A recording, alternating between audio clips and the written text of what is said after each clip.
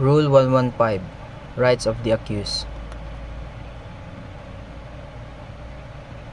First is ensure that the accused has the right to due process. Be presumed innocent. Be informed of the nature and cause of the accusation. Have a speedy trial and impartial and public trial. Be present at trial and have a legal counsel. Confront witnesses and evidence. Rule 116, Arraignment and Plea. First is the accused must arraigned in open court where the charges are read. Plea must be entered guilty, not guilty, or conditional plea. The last one is no arraignment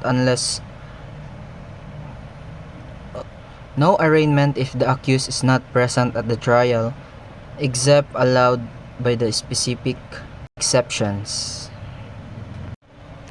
Rule 118, Pre-trial. First is pre-trial is held after arraignment and before trial. It aims to simplify issues, mark evidence, consider plea bargaining, facilitate stipulations and admissions, and attendance of both parties in the admission.